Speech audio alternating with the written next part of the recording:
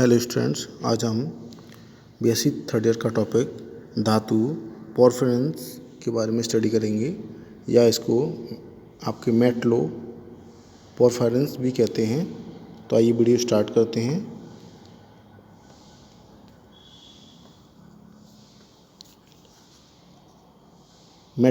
Metlo पोरफिरेंस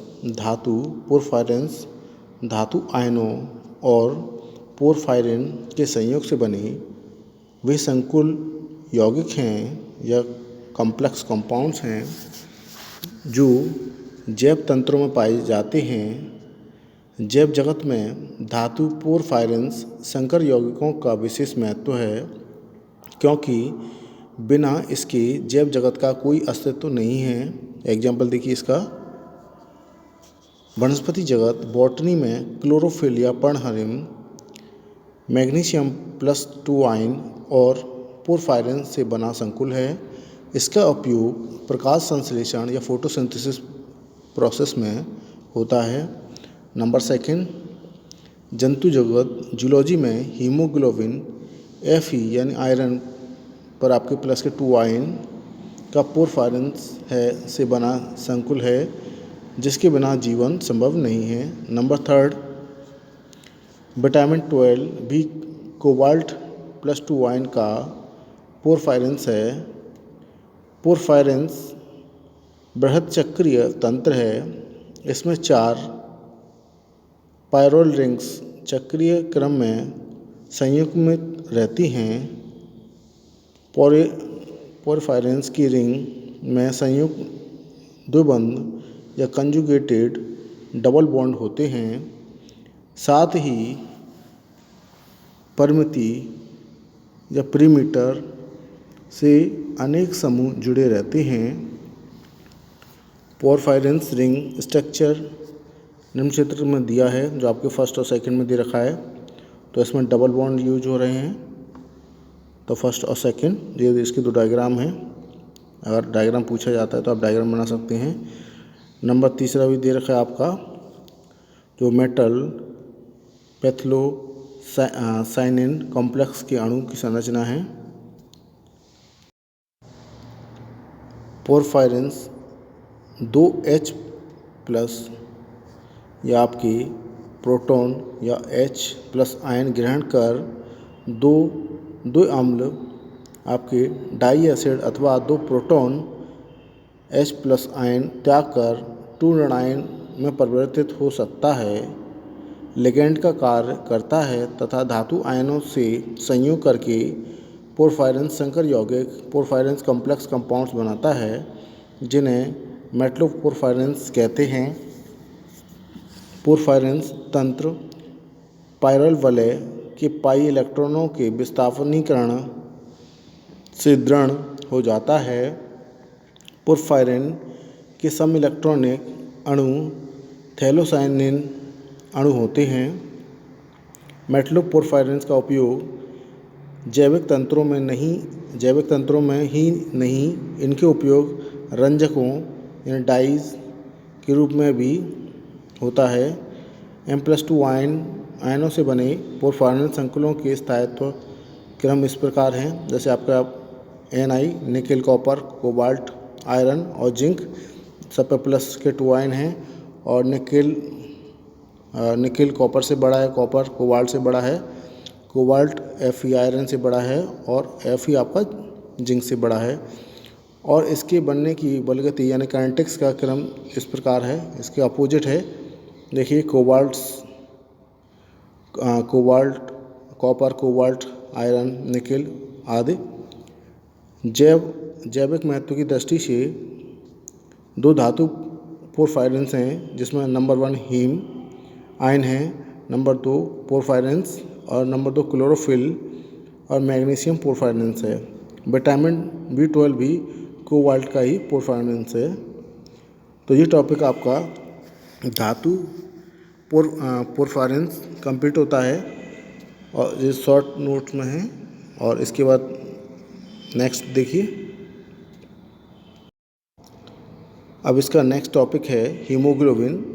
haemoglobin के बारे में आपको तो पता ही है कि मानव सेल्स यानी कि ब्लड में पाया जाता है हीमोग्लोबिन। तो हीमोग्लोबिन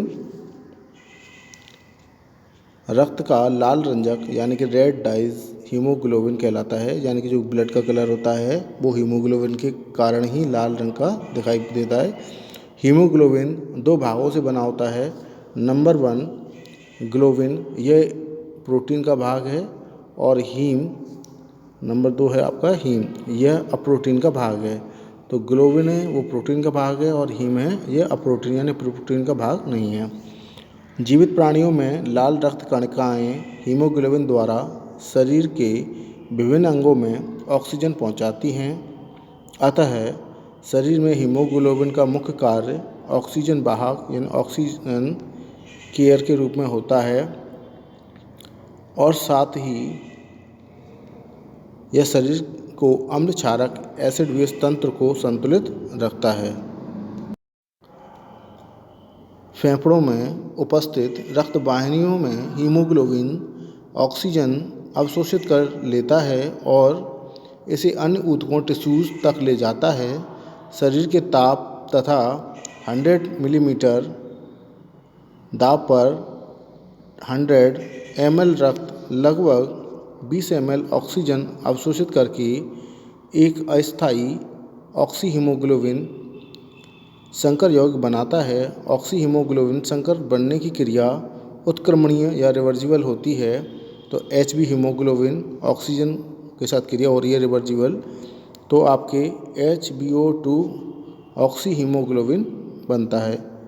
एक स्वस्थ मनुष्य के रक्त में लगभग 15 ग्राम अपॉन 100 ml हीमोग्लोबिन होता है, और हीमोग्लोबिन में लगभग 0.347% Fe यानी आयरन होता है। इसके बाद है आपकी हीमोग्लोबिन की संरचना, स्ट्रक्चर ऑफ हीमोग्लोबिन। तो यह एक अयुग्मित प्रोटीन कंजुगेटेड प्रोटीन है जिसका अणुभार यानी मॉलिक्यूलर वेट लगभग 64,500 है।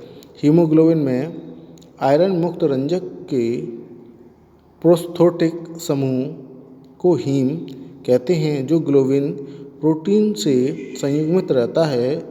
हीम धातु पोरफायरिन मेटल पोरफायरिन कहलाता है, जिसकी संरचना निम्नलिखित है। तो देखिए स्ट्रक्चर ऑफ हीमो का दे रखा है, ये स्ट्रक्चर हैं, ये आपको प्रैक्टिस करनी पड़ेगी बनाने के लिए जो मैंने दे रखे हैं। तो इनको थोड़ा सा बना करके कॉपी पे प्रैक्टिस करें जिससे कि आपको अच्छी तरीके से आ जाए। तो इन पर विशेष ध्यान देना पड़ेगा कि अगर हीमोग्लोबिन का स्ट्रक्चर आ जाता है तो आपको किस तरीके से बनाना है। तो आपको जो दे रखा है इन पर थोड़ा सा ध्यान दें।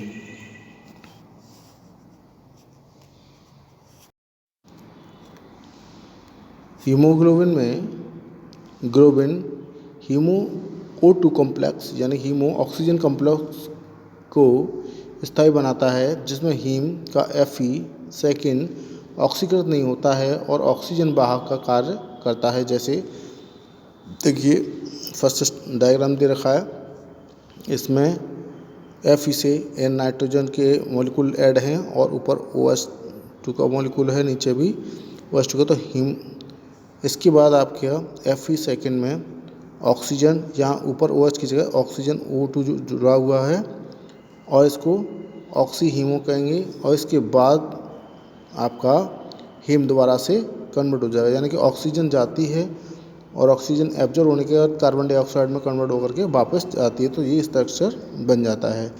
तो ये तो था टॉपिक आपका हीमोग्लोबिन का। तो हीमोग्लोबिन और आपका मेल्टोपोरफिरिन कंप्लीट होते हैं। तो इसमें दो टॉपिक हैं,